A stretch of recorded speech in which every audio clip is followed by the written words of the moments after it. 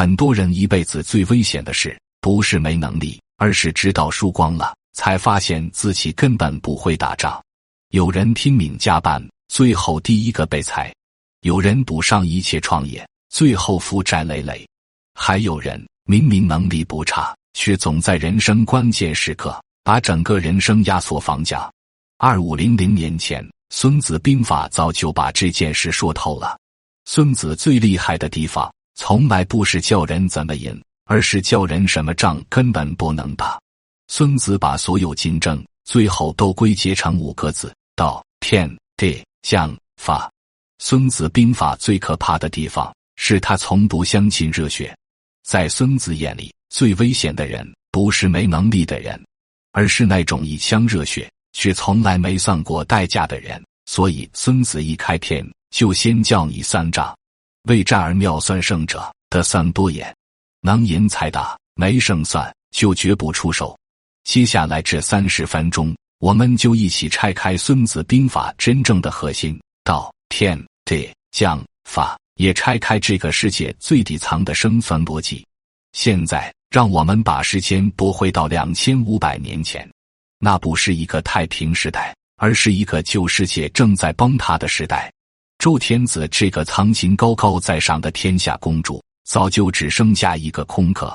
表面上，各路諸侯還在嘴上尊王，背地裡卻早已經開始互相吞併，舊規則正在失效，新秩序還沒建立，貴族階層開始瓦解，人口大規模流動，新的武器、新的戰爭方式不斷出現，整個天下都陷入一種巨大的混亂和不確定裡。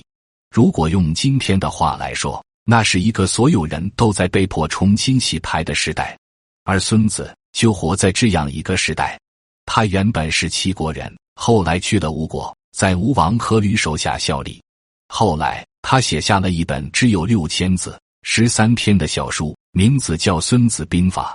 當時沒有人會想到，這6000字後來竟然會影響整個世界2500年。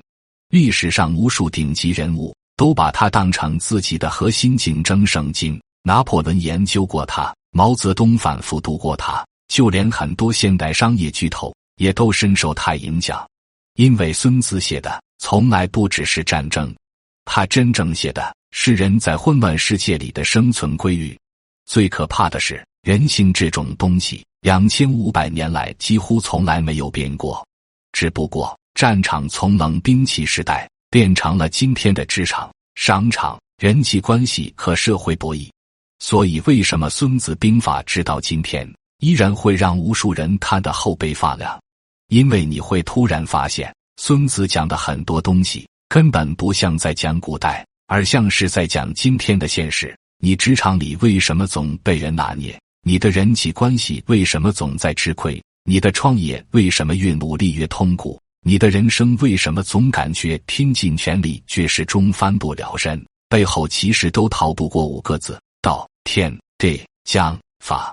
這5個字就是孫子兵法真正的核心，也是中國人2500年來最頂級的一套生存邏輯。接下來我們就從第一個字開始。道。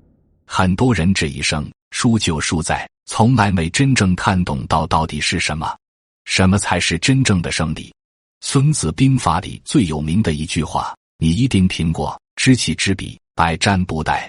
但大多數人其實從來沒真正讀懂過這8個字，因為絕大多數人一聽知己知彼，第一反應都是研究別人，研究競爭對手，研究市場，研究同行，研究人脈關係。可真正可怕的地方在於，孫子把知己放在了前面。因為在孫子眼裡，一個人最大的風險從來不是不了解敵人，而是根本不了解自己。你真的知道自己的核心優勢是什麼嗎？你知道自己最大的弱點在哪裡嗎？你知道自己的能力邊界、資源上限，以及你在這場競爭裡真正的位置嗎？很多人其實根本不知道。很多人活了一輩子，都活在一種自我幻觉裡，他們高估自己的能力，低估現實的殘酷，最後一次次撞得頭破血流，然後把失敗歸結為運氣不好、時機不對、遇人不淑。可孫子會很冷靜地告訴你，不是的，你輸不是因為運氣差，而是因為你從頭到尾都沒真正認清自己。歷史上有一場非常經典的戰役，叫白駒之戰。公元前506年，吳國和楚國開戰。楚國當時是什麼概念？超級大國，疆域龐大，兵力雄厚，是整個天下最強的玩家之一。而吳國只是一個偏安一隅的小國。結果這一戰，吳國5戰5勝，直接攻破楚國國都郢都，整個天下都被震動了。很多人以為這是奇蹟，以為孫子用了什麼神機妙算，但如果你真正去看歷史，你會發現孫子贏的原因其實特別樸素，他從來沒有賭，他只是提前很多年把所有東西全部算明白了。楚國哪裡強，哪裡弱，哪支軍隊最能打，哪個將領脾氣暴躁，他們什麼時候志氣最高，什麼時候最容易崩潰。孫子幾乎把對手扒了個底朝天。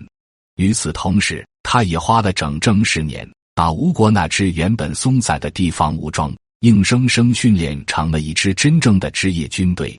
這才是知己知彼真正的含義，不是臨陣抱眾，不是靠天賦翻盤，更不是靠熱血逆襲，而是長時間的清醒、克制和積累。用今天的話來說，孫子做的其實就是戰略緊調。在你進入任何一場競爭之前，你必須先完成2件事。第一，徹底搞清楚你的對手，對方真正的護城河是什麼？他最致命的漏洞在哪裡？他在什麼情況下最容易露出破綻？第二，徹底搞清楚你自己，你的核心資產是什麼？你的資源有多少？你的底牌是什麼？你的風險點又在哪裡？只有這些全部算清楚了，你才有資格談出手。孫子是一個極度理性的人，他最看不起的就是那種一腔熱血，什麼都沒想清楚就衝上去拼命的人。他在軍行篇裡說過一句非常可怕的話：善戰者，先為不可勝，以待敵之可勝。真正厲害的人，第一步從來不是想着怎麼贏，而是先保證自己不會輸，先把自己的退路、資源、糧草、風險全部算清楚，先讓自己立於不敗之地，然後再慢慢等對手犯錯，等時機成熟，再一擊致命。這種思維其實極度反人性，因為大多數人都太急了。人性天然喜歡賭，喜歡衝，喜歡幻想一把翻身。很多人創業根本沒搞懂商業模式，就開始瘋狂融資擴張。很多人看到一個崗位工資翻倍，就立刻辭職衝進去，結果半年後公司裁員，整個行業開始降薪，他才發現自己不是跳進了機會，而是跳進了最後一波接盤。他們不是輸在不努力，而是輸在還沒學會保護自己，就急着把全部人生押上賭桌。你會發現，歷史上真正的高手其實都特別能忍，他們不是不敢打，而是在等那個真正能贏的時機。放到今天的商業世界也是一樣，真正厲害的創業者在起步階段往往都極度克制，他們不會一開始就瘋狂擴張、燒錢融資、到處講故事，他們會先把產品打磨到極致，把現金流穩住，把團隊搭穩，然後等市場窗口真正出現，再像猛虎一樣撲出去。反過來看，那些最後失敗的人，很多其實輸在第一步，他們還沒搞清楚自己的核心競爭力是什麼，就開始無限擴張，還沒建立真正的護城河，就急着做大規模，最後只要市場一有風吹草動，整個系統瞬間崩塌。所以孙子講知己知彼，真正想告訴你的其實不是怎麼贏，而是先別急着衝，先看清你自己。因為很多人這一生最大的失敗，從來不是輸給別人，而是輸給了那個從未真正認清自己的自己。所以成年人一定要養成一個習慣，每隔一段時間就重新盤一次自己。你現在最值錢的能力是什麼？如果公司明天裁員，你靠什麼活下去？如果行業突然變化，你還有沒有第二張牌？很多人不是輸在今天，而是輸在從來沒提前準備明天。接下來我們進入孫子兵法第二個也是最可怕、最玄妙的維度。孫子說：“善戰者，求之於事，不責於人。”這句話才是整本《孫子兵法》最值錢的地方。接下來我們進入《孫子兵法》裡最容易被普通人忽略，卻最容易讓高手一夜翻盤的一個字——天。孫子把它叫做事。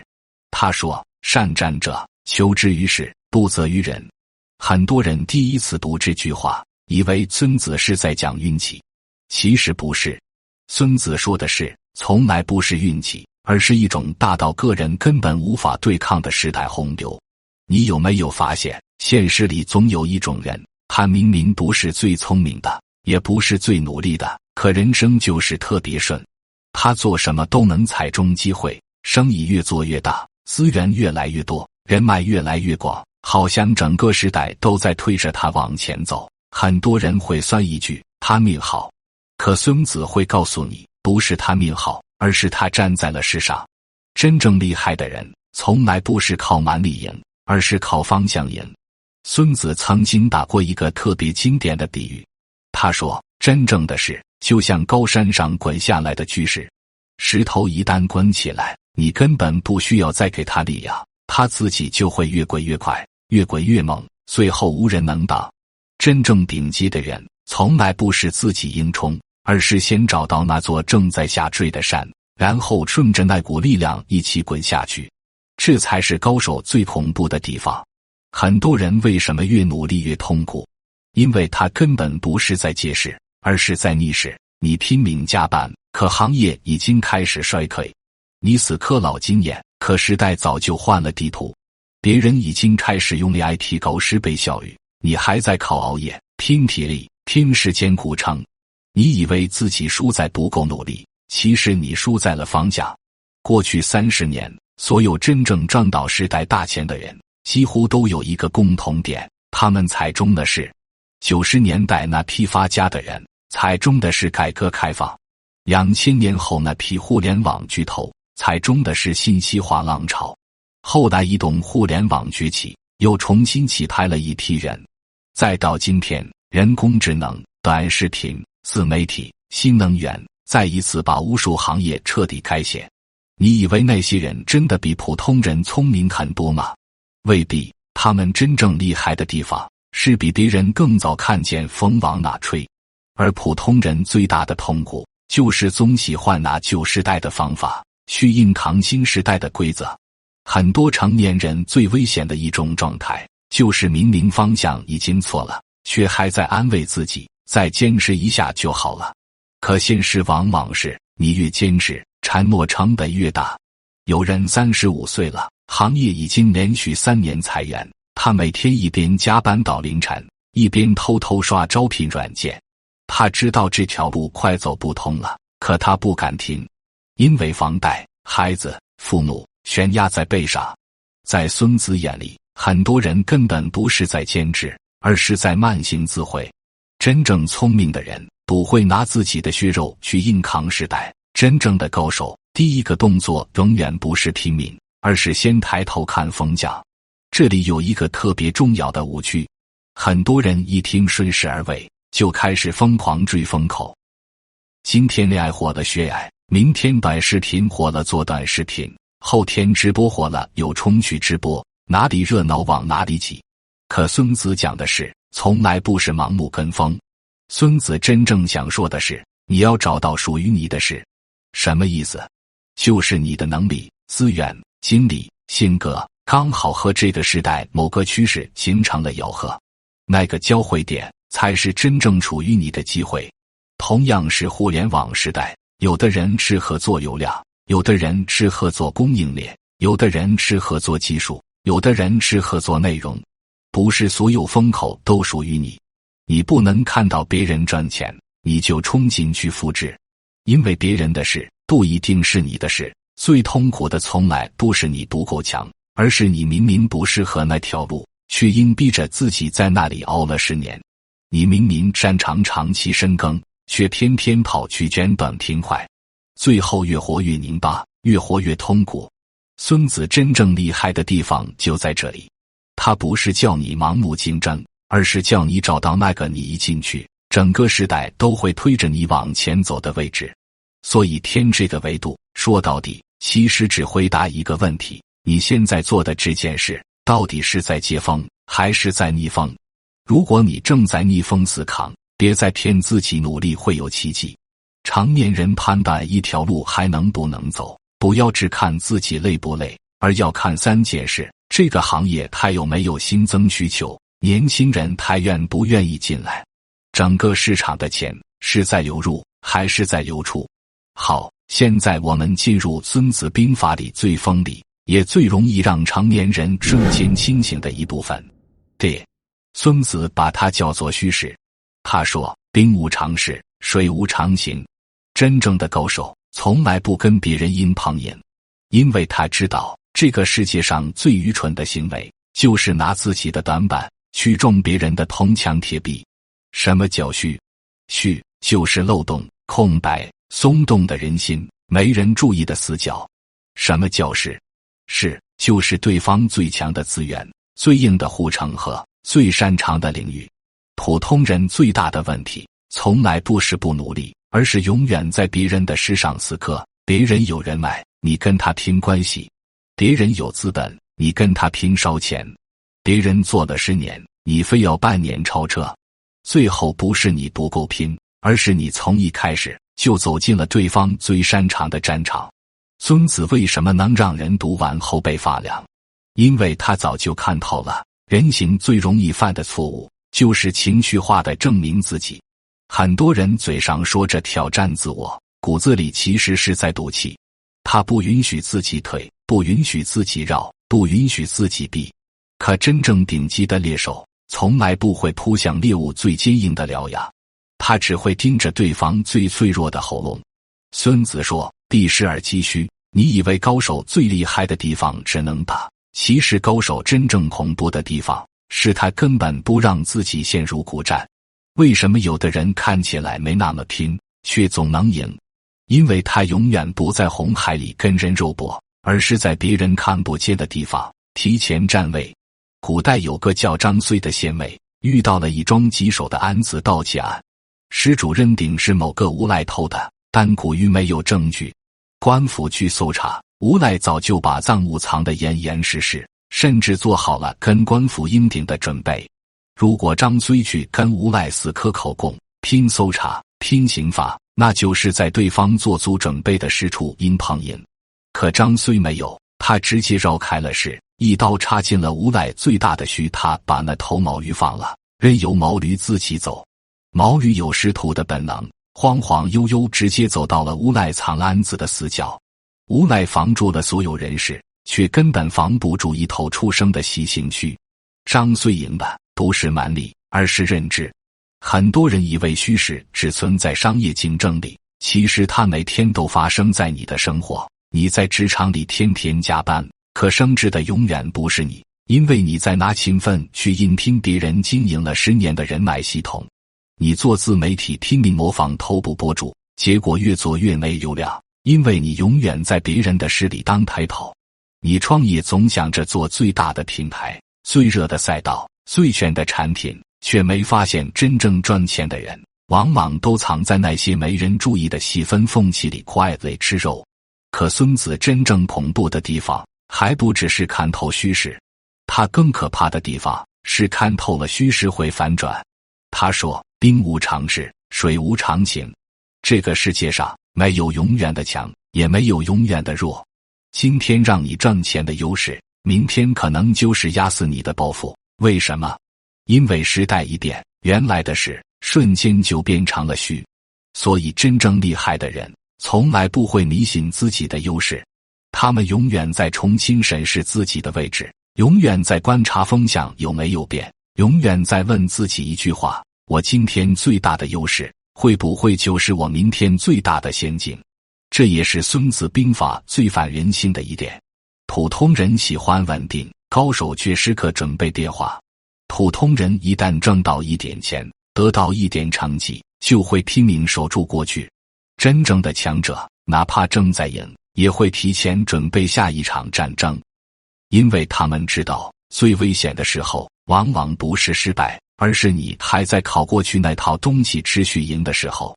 如果你發現自己已經很努力了，卻始終沒有結果，那你第一反應不應該是繼續硬撐，而是先停下來問一句：我是不是一直在別人的優勢區裡競爭？孫子把這種能力叫做變。誰能最快發現趨勢轉換，誰就能活到最後。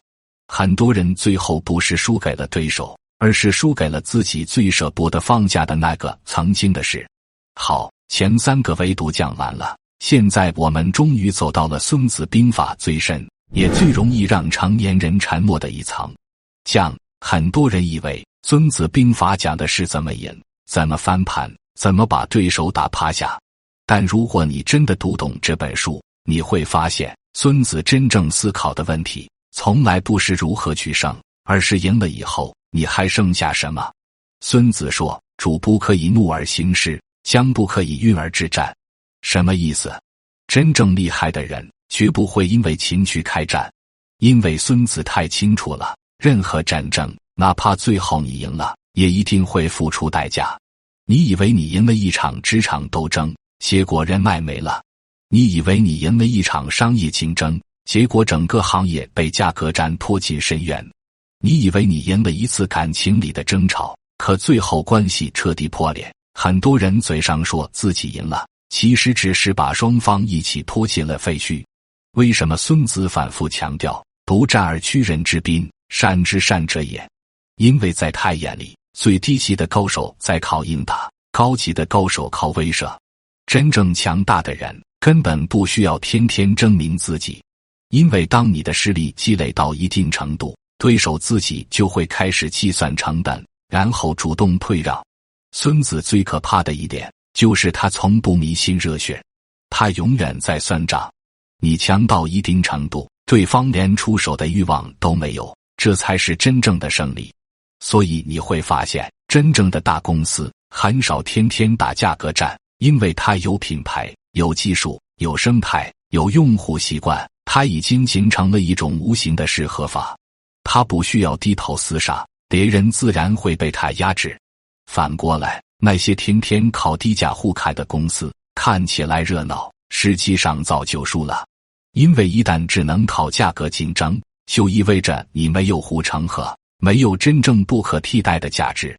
孫子如果看到今天很多行業的內卷，一定會冷叫。他會說：你們的問題不是打不過，而是從一開始就沒有建立讓別人不敢打你的能力。真正的高手不是天天想着如何贏，而是在戰爭開始之前就已經讓對方覺得不值得打。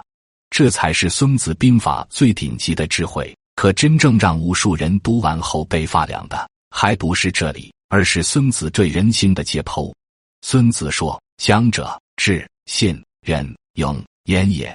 一個真正優秀的將領要有智慧、有信用、有仁愛、有勇氣、有紀律。可下一秒，他立刻又拋出一句更冷酷的話：將有五威，必死可殺也，必生可辱也，分俗可侮也，廉潔可辱也，愛民可反也。什麼意思？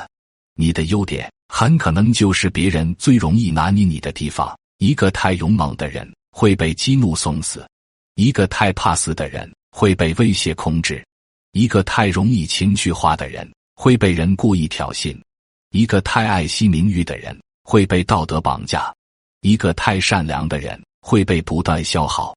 最恐怖的地方在於，這5種弱點原本全部都是美德。勇敢是美德，仁慈是美德，重感情是美德，講義氣是美德。可一旦失控，他們就會變成你最致命的軟肋。孫子2500年前就已經看透了這個世界最殘酷的真相。別人不會只研究你的缺點，他們會專門研究你的優點，然後從你最自豪的地方一刀捅進去。職場裡最容易被毒彈嫁禍的人，往往不是能力差的人，而是那個每次都說沒事，我來吧的人。很多人年輕時特別重感情，朋友一句以後不會虧待你，他就敢拼命。可最後傷他最深的，往往也是這些關係。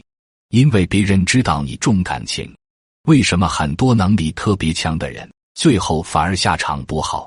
因為他們太相信，只要我有價值，就不會被拋棄。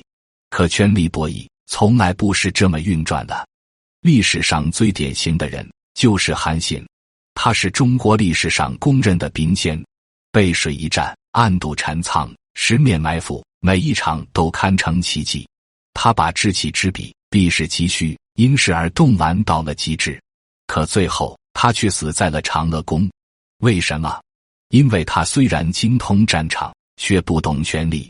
韓信一直有一種天真的相信，只要自己足夠重要，別人就不會動他。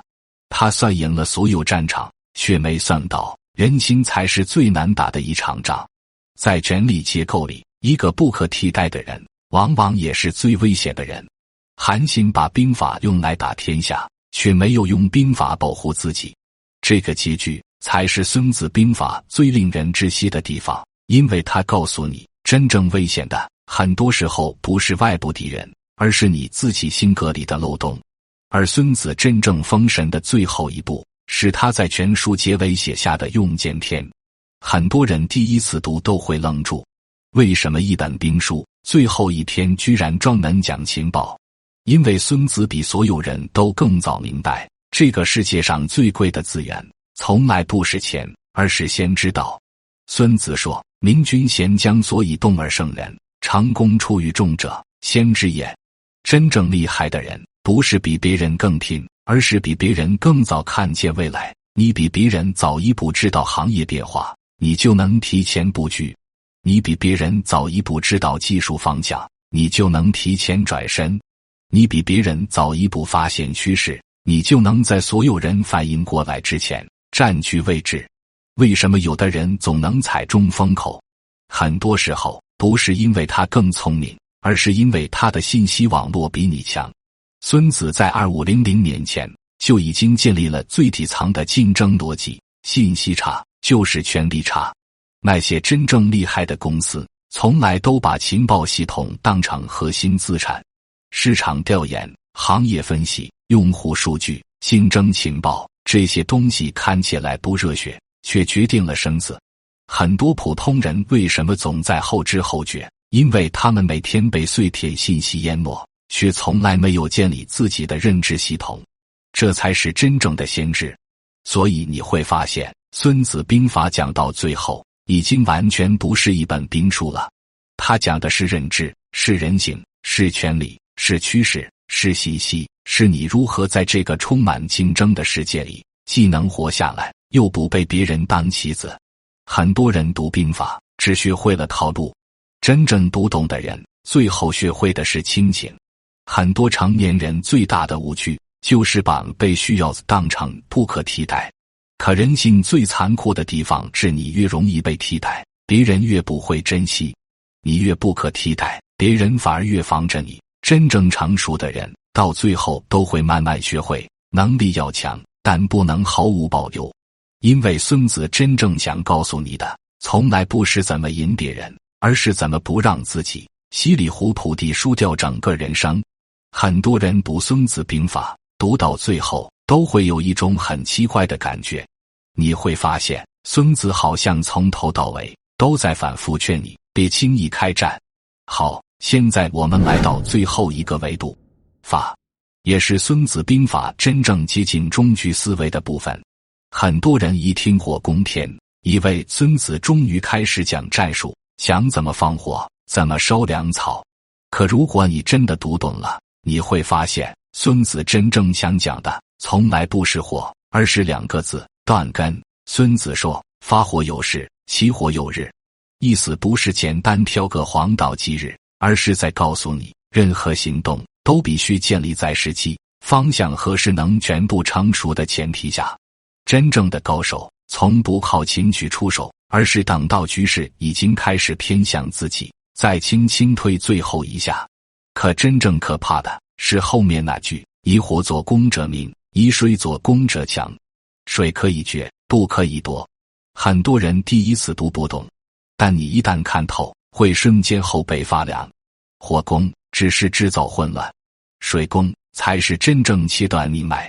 火能燒掉表面的東西，可水能斷糧、斷路、斷補給，讓對方連翻身的機會都沒有。孫子真正厲害的地方就在這裡，他從來不迷戀贏一次，他追求的是讓對方失去繼續博弈的能力。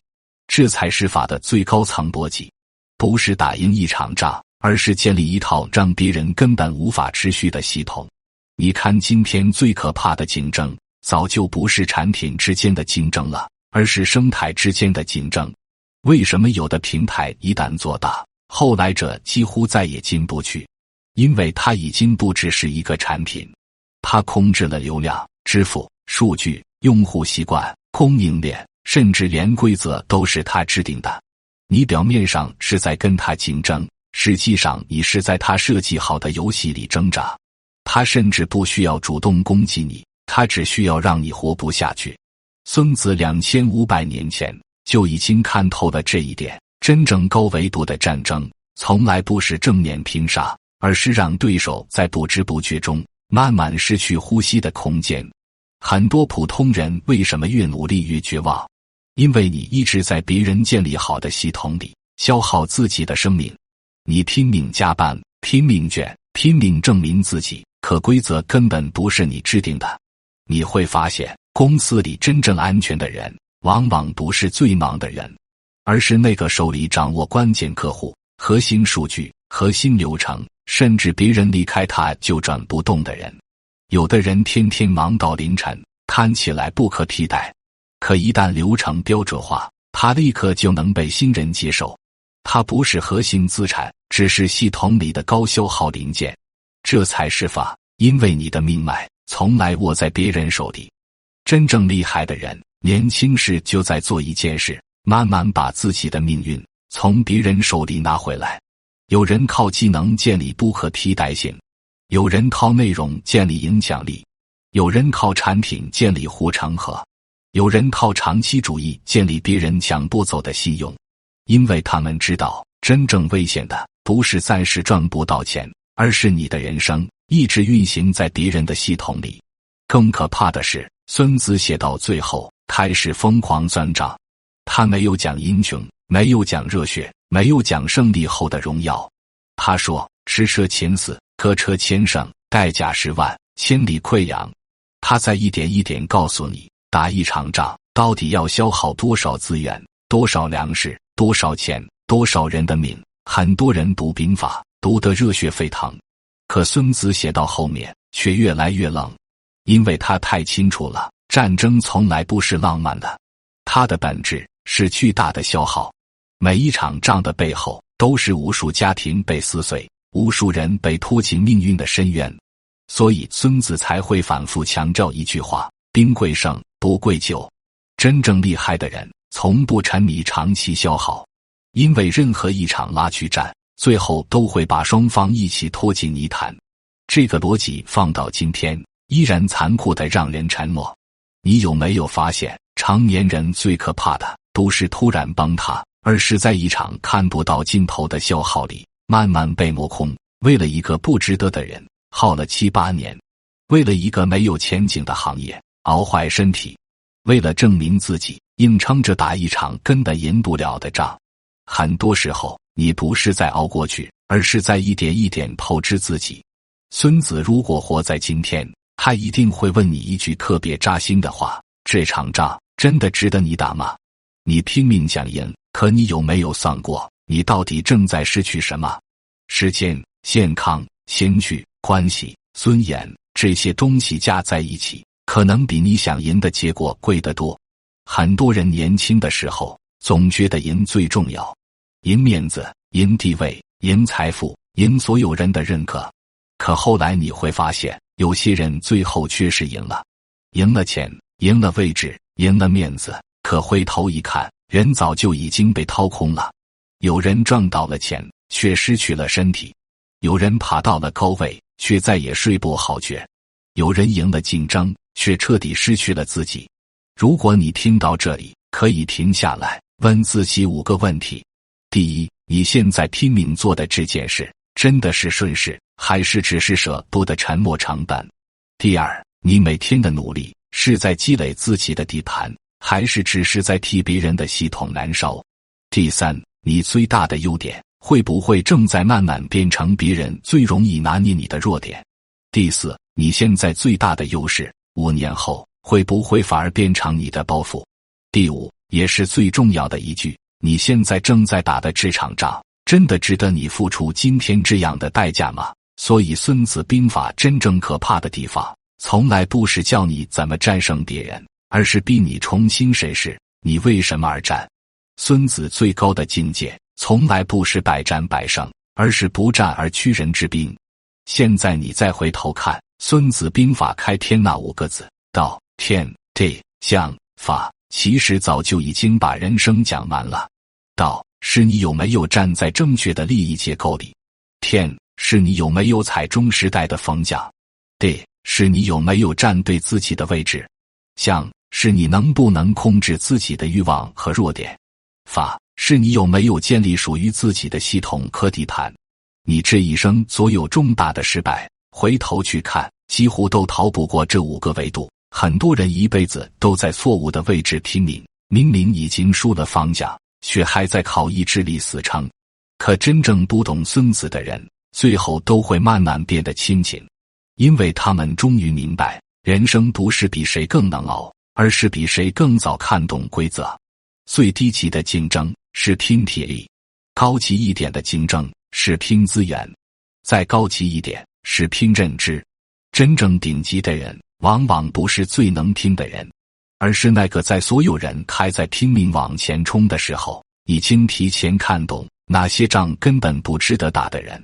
2500年前，孫子寫下了6000字，但人情沒變，競爭沒變，強者和弱者的底層邏輯也從來沒變。這就是為什麼《孫子兵法》能穿越2500年，因為他講的從來不是戰爭，他講的是人在殘酷現實裡的生存真相，他寫的是人在這個世界裡怎麼才能不被時代和人情一起吞掉。